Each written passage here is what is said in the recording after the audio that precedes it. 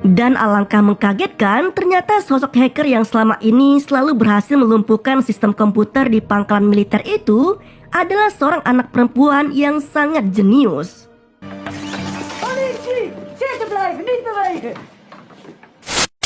Di pangkalan militer Angkatan Udara milik Belanda, sebuah mobil nampak memasuki area dengan penjagaan ketat di tempat itu. Dan diketahui pria yang ada di dalamnya adalah Buddy Benschot. Dia ini merupakan hacker senior yang sedang dimintai tolong untuk membantu mengatasi masalah peretasan yang sedang dialami militer di sana. Di mana pada setiap hari Rabu, tepatnya jam 3 sore, semua komputer di pangkalan militer itu lumpuh seketika. Dan benar saja, tepat pada pukul 3 sore, saat itu juga satu persatu komputer di sana mati dengan menyisakan simbol acungan jari tengah sebagai ciri khas dari sang peretas. Sola menegaskan bahwa lumpuhnya sistem di pangkalan militer itu memang benar terjadi karena ulah hacker. Dengan menggunakan alat tempur pribadinya, Buddy ternyata bisa dengan mudah mendeteksi sosok hacker yang telah meretas sistem di pangkalan militer itu. Bahkan ia pun dapat melacak keberadaan lokasi dari hacker tersebut dengan begitu lihainya.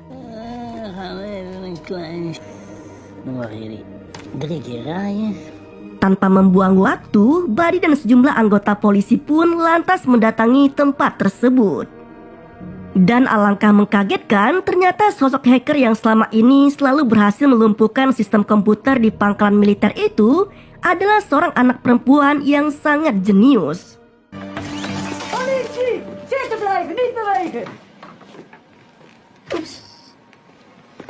Meski awalnya tak mau mengaku tentang aksinya selama ini, namun perempuan berusia 16 tahun itu akhirnya mengakui perbuatannya setelah ia menyadari bahwa sosok yang ada di depannya adalah sosok Buddy, sosok hacker yang selama ini dikaguminya. Anak perempuan yang diketahui bernama Mel Bendison mengungkapkan bahwa bisingnya suara pesawat jet telah mengusir banyak anjing laut di pesisir pantai.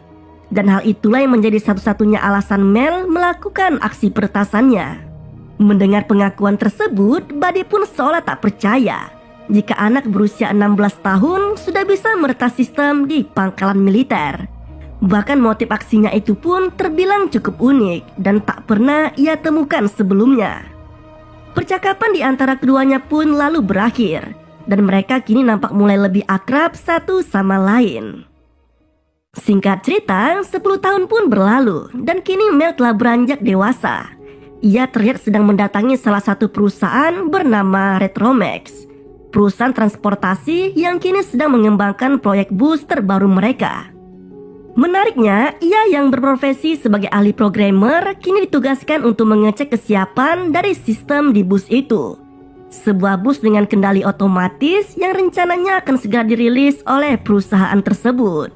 Tak seperti bus pada umumnya, bus yang satu ini telah dibekali dengan banyak piranti canggih, termasuk pemindai wajah yang diyakini akan memberikan keamanan dan perlindungan kepada para penumpang dan investor di proyek tersebut. Di tempat itu, kedatangan Mel disambut dengan baik oleh Linde yang merupakan CEO dari perusahaan Retromax. Mel pun akan melakukan pemeriksaan piranti lunak sebagai tahap akhir sebelum akhirnya sertifikasi Eropa diberikan pada bus tersebut. Dari dalam ruang server, Mel mulai melakukan pengecekan terhadap seluruh sistem dari bus swakemudi untuk memastikan layak atau tidaknya bus tersebut mendapat sertifikasi layak jalan menurut standar di Eropa. Mel juga nampaknya tidak bekerja sendirian. Ia ternyata juga turut mengajak serta salah seorang temannya untuk melakukan pengecekan ulang dari tempat yang terpisah. Anehnya dalam pengecekan tersebut, Mel malah mendapati adanya kejanggalan, di mana terdapat sebuah saluran yang digunakan untuk memindahkan data dari Retromax. Ia yang menyadari sebelumnya tidak ada celah semacam itu, sontak merasa ada sesuatu yang tak beres, dan mungkin saja bisa mengancam Retromax. Karena alasan itulah, maka Mel kemudian memasang virus Trojan yang digunakannya untuk memblokir arus data yang dilakukan oleh pihak tak bertanggung jawab di luar sana. Di waktu yang sama, aksi yang dilakukan Mel ternyata telah membuat sekelompok orang mulai dibuat panik. Mereka terlihat sangat kerepotan ketika tiba-tiba saluran yang menghubungkannya dengan Retromax telah terblokir. bersamaan dengan munculnya gambar acungan jari tengah yang selama ini selalu digunakan Mel sebagai signature-nya. Tak ingin pusing memikirkan kendala yang dihadapinya tadi, Mel lalu menemui teman pria untuk memulai kencan pertama mereka. Pria yang memperkenalkan dirinya sebagai Thomas ternyata merupakan sosok yang dijodohkan oleh teman Mel sebelumnya. Namun tampaknya pria itu bukanlah tipe yang diinginkan oleh Mel. Alhasil, ia pun meninggalkan Thomas begitu saja ketika mereka baru akan melangsungkan makan malam bersama. Di tempat tinggalnya, Mel ternyata masih belum bisa meninggalkan kebiasaan lamanya. Ia masih kerap melakukan aksi peretasan yang menjadi hobinya sejak kecil. Dan hal ini selalu dilakukannya bersama teman-teman sesama hackernya. Uniknya, Mel dan dua teman hackernya yang bernama Jay dan Eugene ternyata tidak melakukan peretasan hanya karena iseng atau untuk mendapatkan keuntungan sendiri, melainkan bak pahlawan di dunia maya. Mereka melakukan aksi tersebut untuk kepentingan bersama dan untuk hal yang baik. Seperti yang dilakukannya pada malam itu, di mana Mel dan teman-temannya meretas salah satu perusahaan yang ditenggarai selalu membuang limbah beracun di sebuah sungai. Tidak hanya melakukan aksi peretasan saja, mereka bahkan sampai mengosongkan isi dari kartu kredit dan dompet kripto dari perusahaan tersebut, lalu ditransfer ke badan amal. Hack all his computers, empty his credit cards, and send his crypto to charity. Setelah selesai dengan aksinya, Mel kemudian meninggalkan signature acungan jari tengah di komputer targetnya, seperti yang biasa ia lakukan selama ini. Sama seperti yang sempat ia tunjukkan ketika meretas pangkalan militer di kala waktu kecil. Dalam lelapnya, Mel yang sempat tertidur usai melakukan aksi peretasannya, tiba-tiba dibuat terkejut oleh bunyi alarm di tempat tinggalnya.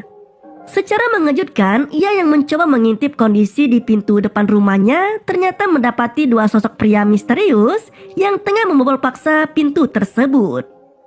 Sialnya lagi, kedua pria itu ternyata juga membekali diri mereka dengan pistol dan tengah mengincar Mel. Macam tak betul nih, menyadari dirinya dalam bahaya, Mel lantas berlari kabur menyelamatkan diri dari kejaran dua pria tadi.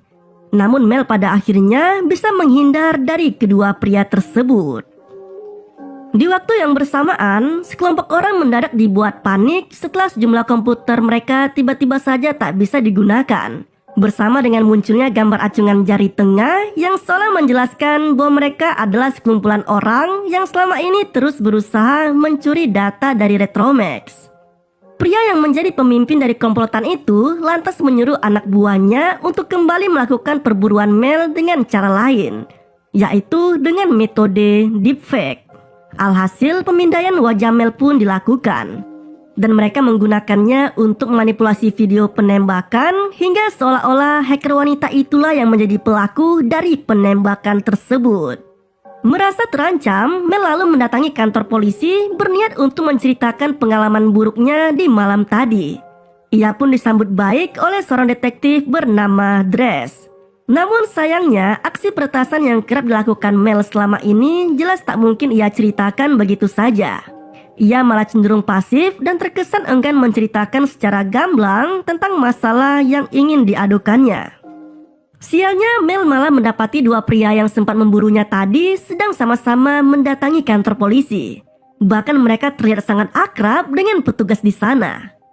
Kepanikan pun makin menjadi-jadi ketika Mel malah melihat adanya bukti peretasan yang sempat dilakukannya.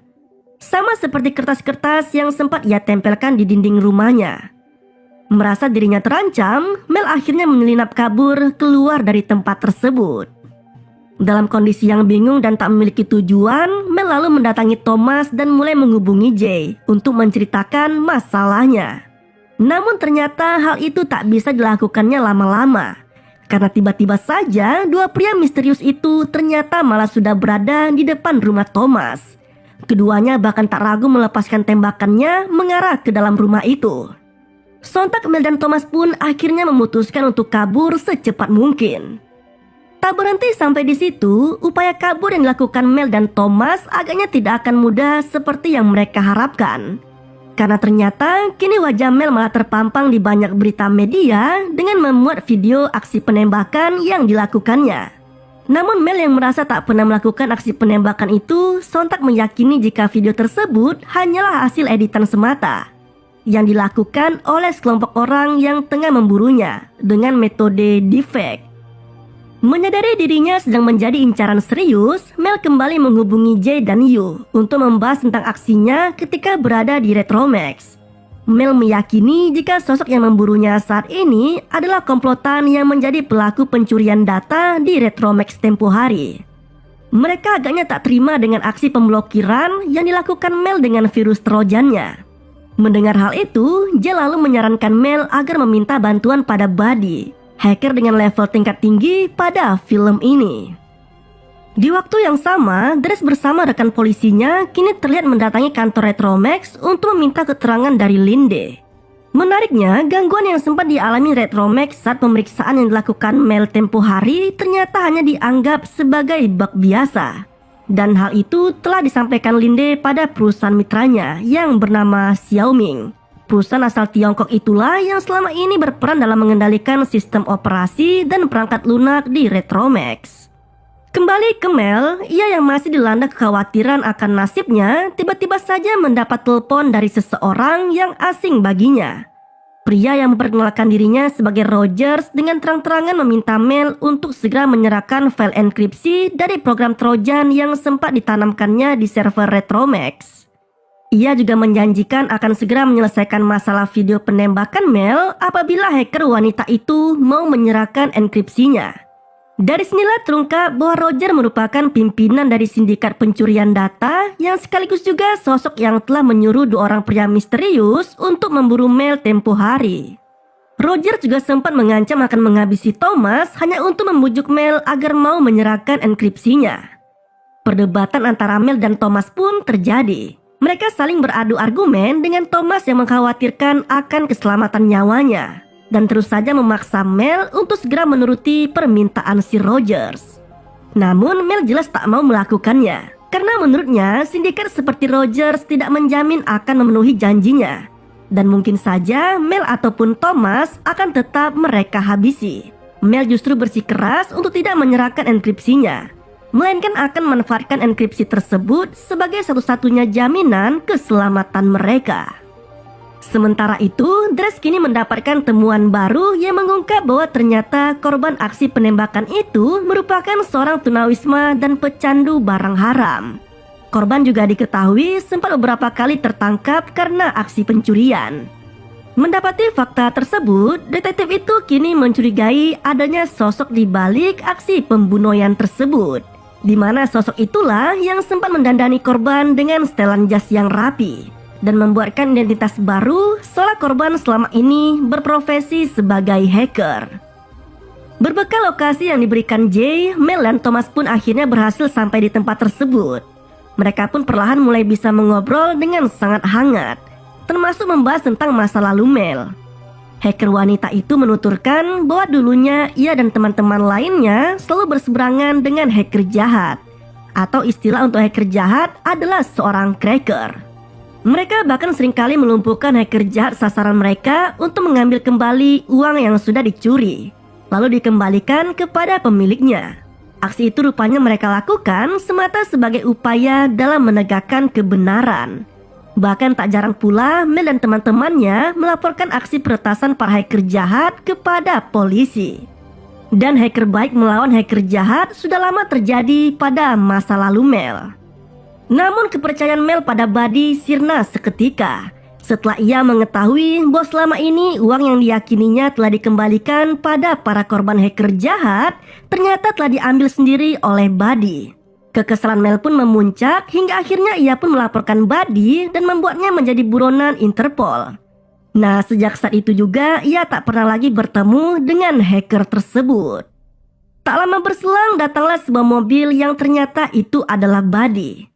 Mereka bertiga pun kemudian melanjutkan perjalanannya menuju ke tempat tinggal yang sekaligus menjadi markas dari hacker senior itu.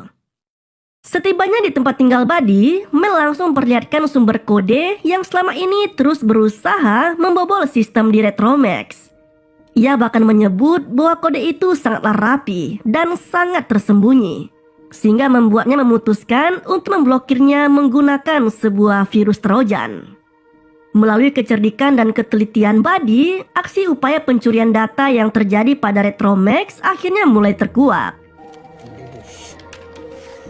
Ia mengarahkan tuduhan si hacker dengan pihak Xiaoming, karena menurutnya kode yang dibuat hacker tersebut memiliki kecenderungan yang sama dengan kode-kode yang ada di situs Xiaoming. Sialnya lagi, Xiaoming merupakan perusahaan multinasional di Tiongkok yang telah bekerja sama dengan banyak perusahaan besar di seluruh dunia. Karena alasan itulah, maka akan cukup sulit bagi Mel untuk bisa melawan perusahaan tersebut. Bahkan hal serupa bisa saja terjadi pada siapa saja yang sempat terekam oleh kamera dari perusahaan tersebut. Parahnya, tidak hanya hasil pemindahan wajah saja yang bisa dimanfaatkan oleh Xiaoming, melainkan juga data pribadi lainnya seperti rekening bank, biaya hidup, data medis, dan data penting lainnya bisa mereka dapatkan dengan sangat mudah.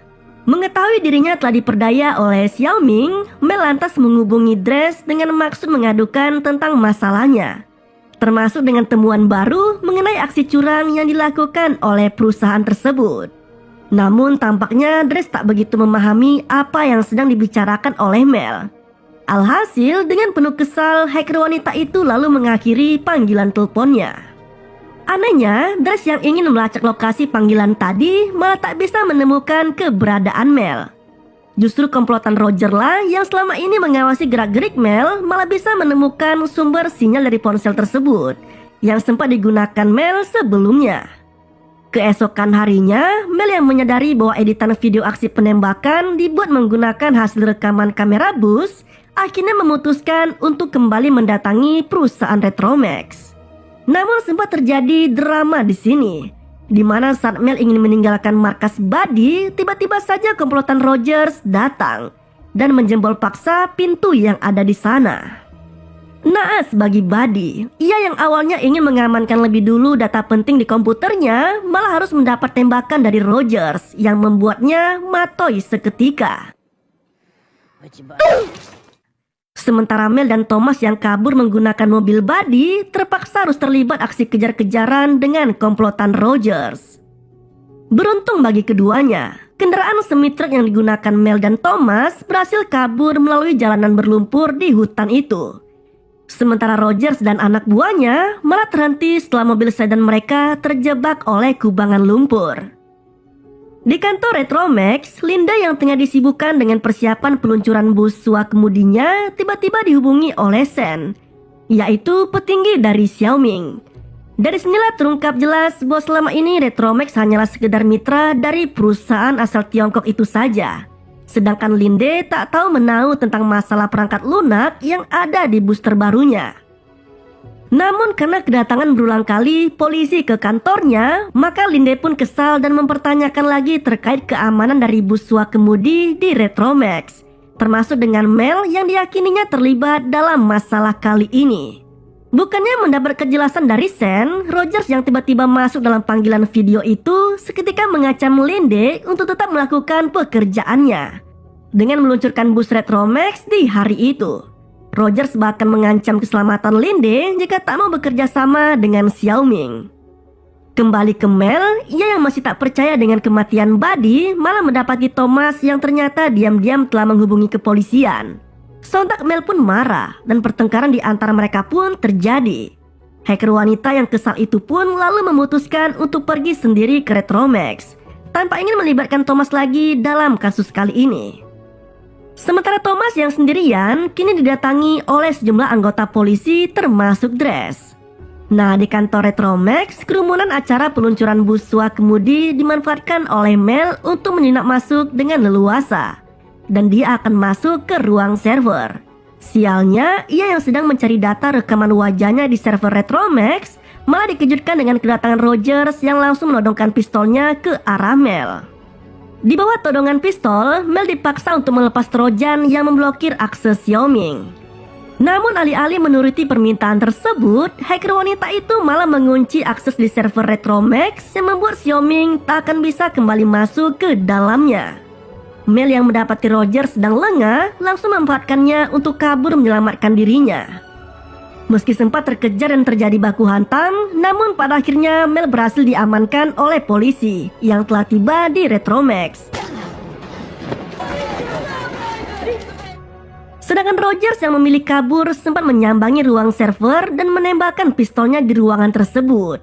Tujuannya adalah agar tak ada bukti terkait aksi pencurian data yang dilakukan oleh Xiaoming. Walaupun pada akhirnya ia juga turut ditangkap oleh polisi di sana. Sementara itu, bus Wakemudi yang baru diluncurkan kini terlihat tengah membawa 15 orang penting di dalamnya. Kebakaran yang terjadi di ruang server juga ternyata turut berdampak pada perjalanan tersebut. Bus tanpa supir itu mulai kehilangan kendali dan melaju tak beraturan.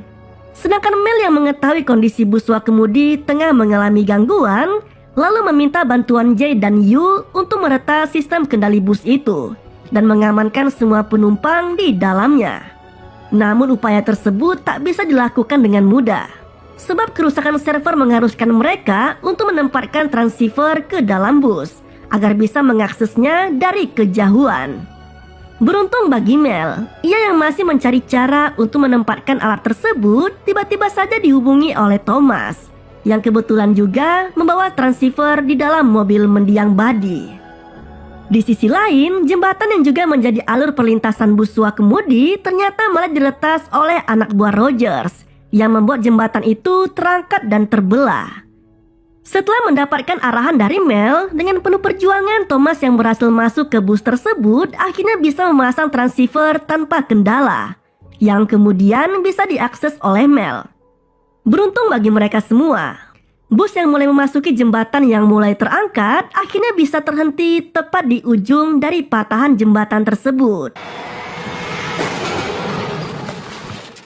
Nah, tak ingin menyia-nyiakan kesempatannya, Mel yang masih bersama Dres lalu memperlihatkan video asli dari aksi penembakan yang sempat menyeret namanya. Hacker wanita itu juga menjelaskan bahwa video tersebut telah diedit dengan memanfaatkan hasil rekaman wajahnya di bus Wakemudi tempo lalu, seolah menegaskan bahwa Mel bukanlah sosok dari aksi pembunuhan itu.